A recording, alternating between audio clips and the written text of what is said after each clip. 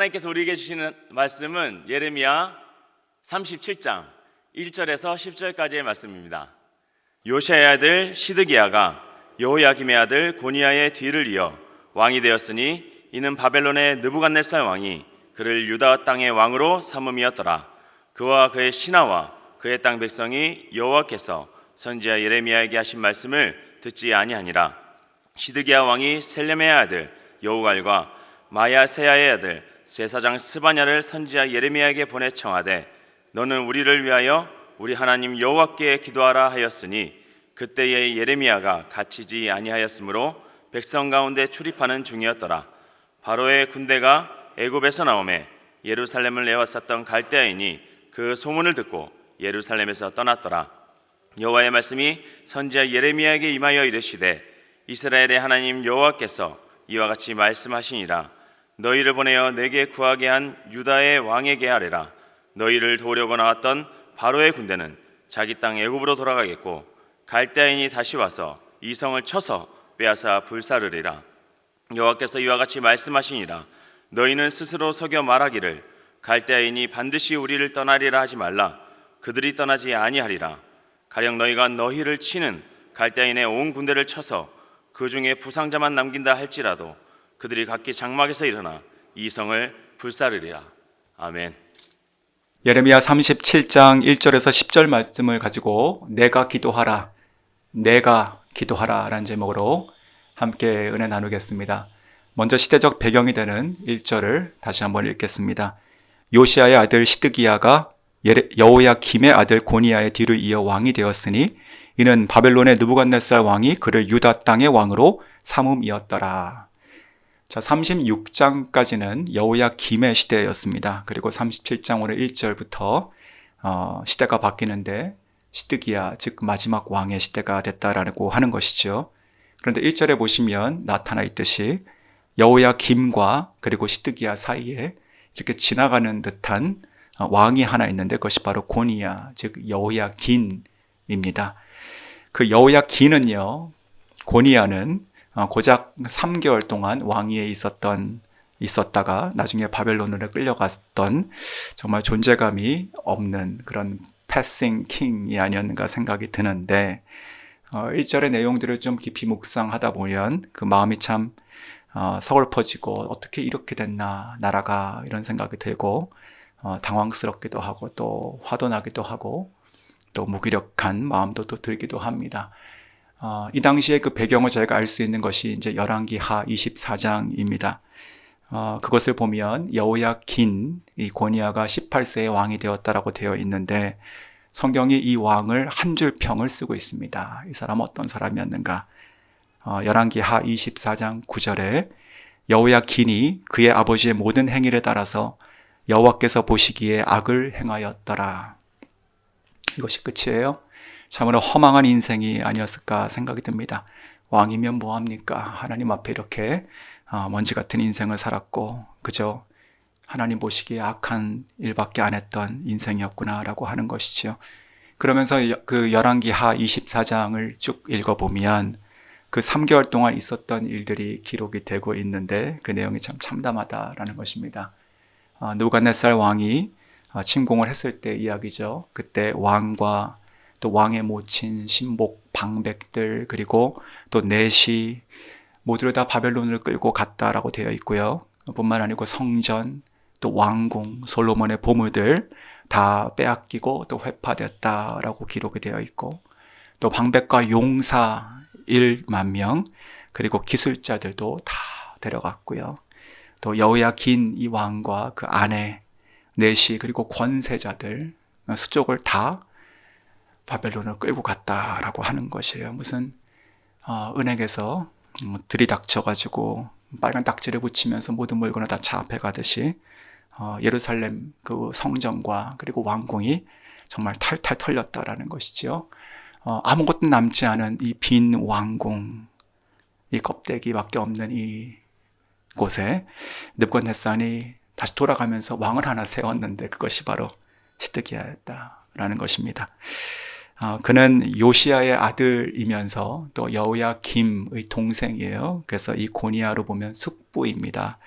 자, 그런데 오늘 예레미야 37장 1절에서 나와 있던 것처럼 그가 왕이 된 건 맞는데 정상적인 방법으로 또 하나님의 기름 부으심으로 된 것이 아니고 이방 나라의 왕이 그를 세워놓고 갔다라고 하는 것입니다.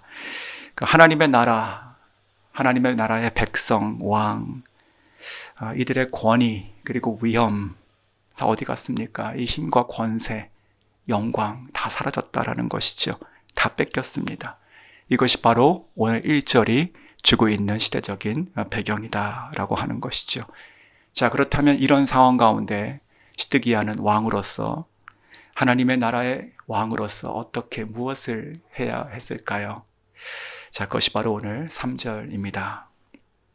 시드기야 왕이 셀레미야의 아들 여후갈과 마아세야의 아들 제사장 스바냐를 선지자 예레미야에게 보내 청하되 너는 우리를 위하여 우리 하나님 여호와께 기도하라 하였으니, 자, 기도해야 하는 것이죠. 그런데 이 시드기야는 기도를 부탁했다라는 것입니다. 저는 이 지점이 바로 이 부분이 그 시드기야의 결정적인 실수라 이게 생각이 듭니다. 여기서 어쩌면 이 시드기야와 그리고 남유다의 이후에 있을 그 운명을 향한 그 결이 갈려졌다라고 생각이 듭니다. 그 리더는 늘 선택의 순간을 맞게 되죠. 그 정확한 판단을 통해서 올바른 결정을 내려야 하는데 시드기야는 기도를 부탁할 것이 아니라 그가 스스로 하나님께 기도하고 나갔어야 된다라는 것이죠. 다윗처럼 아들을 살려달라고 식음을 전폐했어야 하는 것이고, 또 모세와 또 바울처럼 자기의 목숨을 담보해서라도 그 동족과 백성을 위해서 하나님께 기도하고 나갔어야 됐다, 이런 생각이 듭니다. 그는 왜 이렇게 절박한 기도를 하지 못하고 기도를 부탁하고, 물론 이것도 진심이 아니었습니다, 그렇게 했을까 좀 생각을 해보면 아마도 평소 예레미야 선지자가 전했던 바들, 그것들이 싫었을 것입니다. 이것이 하나님의 뜻이라면 글쎄 싫은데 이런 마음이 들었을 것이에요. 바벨론에게 항복하고 끌려가라는 것이니까요. 그리고 또 자기 주변에도 정말 영적으로 깨어있는 한 사람이 없었다, 이런 생각도 듭니다. 저는 그것이 2절이라 생각이 들어요. 2절, 그와 그의 신하와 그의 땅 백성이 여호와께서 선지자 예레미야에게 하신 말씀을 듣지 아니하니라. 자, 하나같이 하나님 말씀을 듣지 않았다라고 되어 있어요. 여기서 제사장 스바냐도 있는데 이 사람은 제사장이 아니고 그냥 시드기야의 측근이에요. 그래가지고 하나님의 참 제사장이 아니니 이 시드기야에게 하나님의 말씀을 옆에서 대언하지 못했던 것이겠죠. 텅 빈 왕궁에서 남아있는 자기 사람들과 일종의 losers 커뮤니티를 만든 것이 아닌가, 참으로 안타깝고 또 초라한 모습이 오늘 1절과 2절이다, 또 3절이다, 이런 생각이 들게 됩니다. 자, 결정적으로 시드기야가 하나님께 정말 절박하게 기도하고 스스로 나가지 않았던 이유는 저는 5절이라 생각이 듭니다. 자, 5절, 바로의 군대가 애굽에서 나오매 예루살렘을 애워쌌던 갈대아인이 그 소문을 듣고 예루살렘에서 떠났더라. 자, 남유다는 애굽과 동맹을 맺게 됩니다. 그래서 애굽 군사가 지금 출정했다라고 하는 것이 5절에 나와 있는 것이고, 그 소문에 그 바벨론 군대들이 일시적으로 지금 물러갔다라고 하는 것이죠. 이것을 이스라엘의 시각으로 보면 판세가 확 바뀐 것 같죠. 그런데 바벨론의 입장으로 보면 또 그런 건 아닌 것 같습니다. 바벨론은요, 대제국이었어요. 뭐 이스라엘 한 나라하고 싸우는 그런 나라가 아닌 것이죠. 느부갓네살이라고 하는 사람은요, 전체판을 보고 치리했을 것이고, 또 왕급 조절이라는 게 있었을 것입니다. 그러니까 말 하나를 앞으로 전진시키기도 하고 또 뒤로 빼기도 하는 것이잖아요. 근데 그것이 이 시드기야에는 굉장한 호재가 된 것이고, 어찌 보면 마음에 갈급히 원했던 그 소망이 이루어지는 것이 아닌가, 득이했다, 뭐 이렇게 생각을 했었을 수 있습니다. 그래서 예레미야가 나중에 하나님의 기도의 응답 말씀을 가지고 전하게 되잖아요. 근데 그것을 차버리게 되죠. 그리고 예레미야 선지자를 12대 뜰에 걷어놓고 또 나중에는 또 웅덩이에 던지고 그렇게 합니다. 이런 것들을 봐도 지금 시드기야가 오늘 3절에 나와 있는 그 기도를 부탁한다라고 하는 것이 진심의 마음이 아니었다라고 하는 것을 저희가 알 수 있는 것이죠. 우리도 살아가면서 누군가 나에게 큰 도움을 줄 수 있을 것 같이 보이고 하나님보다 더 그것을 해결해 줄 수 있는 현실적인 그런 모습들을 생각하게 됩니다. 제가 여기서 일하고 있는 그 캄보디아 국립기술대학의 총장은 캄보디아 노동부의 차관보입니다. 그리고 이사장은 훈센 총리의 사돈이고 또 이사장과 이 총장도 서로 사돈이에요. 그러니까 소위 얘기해서 참 끝발이 있는 사람들이고 어찌 보면 그 친인척 관계는 이렇게 맺어야 된다라고 하는 교과서 같은 가정이죠. 이런 일이 있었습니다. 학교에서 일하는 어떤 외국인 선생님이 있었는데 그분이 운전을 하고 가다가 교통법규를 위반하고 경찰에게 잡혔습니다. 경찰은 법대로 하지 않고 패스트 트랙, 즉 돈을 요구했다고 해요. 자, 그래서 이 선생님이 어떻게 할까? 어떻게 자기가 잘못한 게 있으니까요. 그러면 순간 생각이 났더래요. 내가 총장에게 전화를 해야겠구나. 내가 학교를 위해서 봉사하니까 이 정도는 도와줄 수 있겠지. 이 경찰 공무원보다 훨씬 위에 있는 권력자니까 그런 마음으로 전화를 하고 그 경찰과 바꿔서 통화하게 했다고 합니다. 경찰이 처음에는 좀 당황하는 그런 얼굴이었대요. 통화가 끝나고 다시 경찰이 그 전화기를 자기에게 주워서 들었는데 그때 그 총장이 이 선생님에게 했던 말이 이것입니다. 당신이 잘못했습니다. 경찰서에 가서 벌금을 내든지 아니면 달라는 것을 주고 집으로 가시든지 하세요. 자, 그것이 끝이었어요. 우리가 바라는 어떠한 그 큰 도움이 될 수 있는 것들 혹은 사람 누구일까요?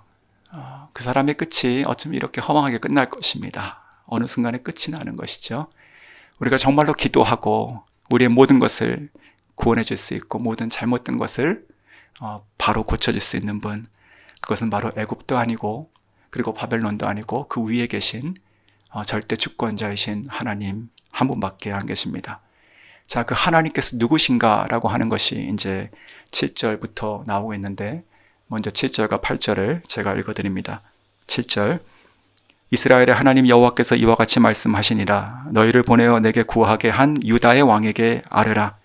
너희를 도우려고 나왔던 바로의 군대는 자기 땅 애굽으로 돌아가겠고 8절 갈대아인이 다시 와서 이 성을 쳐서 빼앗아 불사르리라. 자, 남풍이 불어서 득이한 줄 알고 배를 띄었는데 곧 광풍을 만나서 배가 부서진다. 이런 비슷한 상황이 되는 것이죠. 그 사실 애굽이 그 올라와서 바벨론이 물러간다라고 하는 것이 남유다의 입장으로 봤을 때 무슨 차이가 있습니까? 바벨론 밑에 있든지 애굽 밑에 있든지 똑같은 처지가 아닐까요? 이 사람 손에 놀아나다가 저 사람 손에 놀아나는 것밖에 안 될 것입니다. 정말로 이러한 소망, 우리가 하나님 외에 다른 것들을 찾는 것은요, 오늘 9절에도 나와 있지만 정말 헛된 소망일 뿐이다 라고 하는 것이고 착각해서는 안 된다라고 하는 것이죠. 우리가 바라보고 기도해야 될 오직 한 분 여호와 하나님, 그분은 반드시 그분의 뜻을 성취하시는 분이십니다. 사랑도 성취하시고 또 공의도 성취하시죠. 자, 그것이 바로 10절에 나와 있는 이야기입니다. 10절 제가 읽어드립니다. 가령 너희가 너희를 치는 갈대아인의 온 군대를 쳐서 그 중에 부상자만 남는다 할지라도 그들이 각기 장막에서 일어나 이 성을 불사르리라. 정말 소름 끼치는 말이 아닙니까? 남유다 백성들이 기적적으로 바벨론 군대를 다 쳐서 이긴다 하더라도 그들이 다시 다 일어나서 이 성을 반드시 불태울 것이다 라고 하는 것이에요. 그 에스겔의 마른 뼈의 환상이 있잖아요. 하나님께서 뜻하시면 그 환상도, 그 마른 뼈의 환상도 그 바벨론 땅에서도 일어난다는 것이죠. 하나님의 공의로 반드시 뜻을 성취하신다라는 것입니다. 10절을 보면서 전장이었던 36장 32절이 또한 떠올랐습니다. 무슨 내용이었죠? 그 여호야김이 그 예레미야가 보낸 그 두루마리를 찢어버리고 또 불사르지 않습니까? 그랬더니 어떤 일이 일어나죠? 다시 하나님께서 그것을 적게 하시는데 모든 말뿐만이 아니고 이전에 있었던 것뿐만이 아니고 더 많은 말씀들이 기록이 되죠. 하나님의 말씀이 부활하는 것이고 하나님 말씀이 부응되는 것이에요. 저는 근데 그것이 오늘 이 37장 10절에도 하나님의 속성 가운데 똑같이 역사하신다는 것을 보게 되는 것이에요. 내가 할 수 있는 것이 없지만 내가 기적처럼 어떻게 이 문제를 덮어버리고 해결한다. 한들 그들이 다시 일어나서 반드시 하나님의 공의를 성취하여 이 성을 불사를 것이다 라고 하는 것입니다. 자, 이러한 하나님 앞에 우리가 살 길이 무엇입니까? 정말 회개밖에 없다는 것이죠. 내가 기도하는 것입니다. 기도를 부탁하고 다른 것을 바라봤던 이 히드기야가 아니라 정말 내가 기도하는 것입니다. 이 문제를 가지고. 사실 처음부터 이 구원의 채널은요, 활짝 열려 있었습니다. 이 남유다 백성들에게. 예레미야가 소명받았을 때부터 지금 오늘 이 37장 이 시점까지 대략 30년이 지난 후인데 아마도 이 시드기야는 결국 자기의 두 아들이 자기 눈앞에서 죽고 자기의 두 눈도 뽑히고 바벨론으로 끌려갈 때 그때 후회했을 것입니다. 늦은 것이죠. 자, 말씀을 맺겠습니다. 본문에 나오는 이 시드기야와 그리고 남유다의 모습을 보면 마치 홍수가 나서 떠내려가는 사람과 같다 이런 생각이 듭니다. 이 나무를 붙잡으면 살 것 같은데 같이 떠내려가고 있는 것이고 또 저 나무면 살 것 같은데 역시 뿌리가 뽑혀 있다는 것이죠. 오직 나를 구할 수 있는 것은 떠다니고 있는 물 가운데 있는 그 어떤 것도 아니고 하늘에서 내려주는 정말 끊어지지 않는 그 밧줄, 구원의 밧줄, 하나님의 손을 붙잡는 것밖에 없다는 것이죠.